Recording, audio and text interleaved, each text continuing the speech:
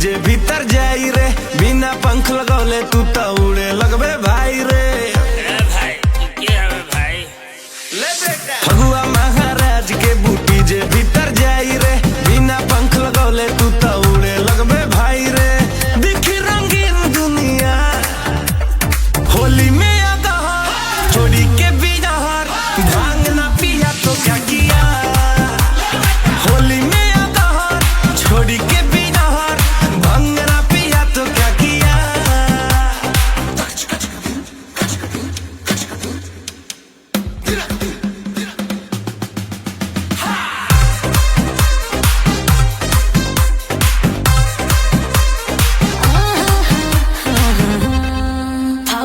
के मस्ती में छाया है गजब खुमार। झूम के चूम के लुट होली का लहर।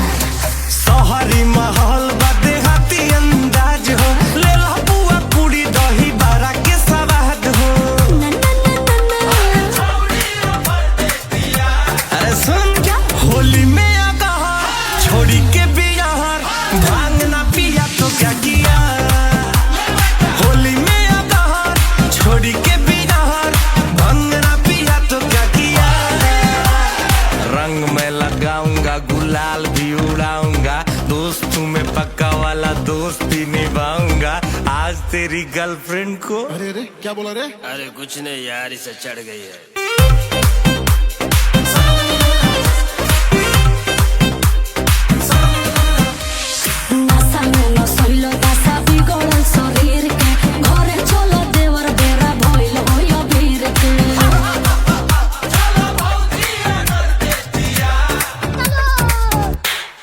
ऐसे पागल ना बातचीत करके लाओ सिगरेट रे। होली में अगहर छोड़ी के बिजहर भांग ना पिया तो क्या किया।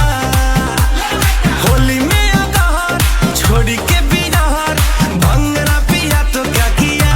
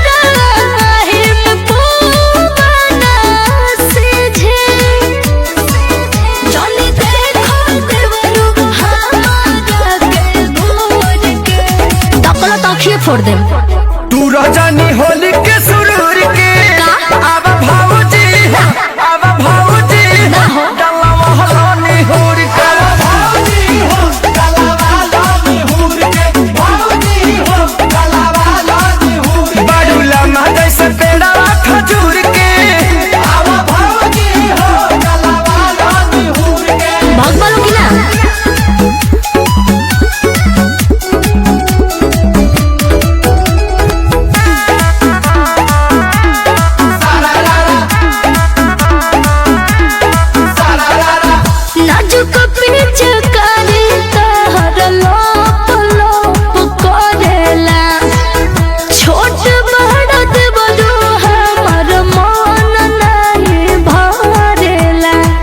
छाव मत दिखावा हटो तारा से ना फरियाई।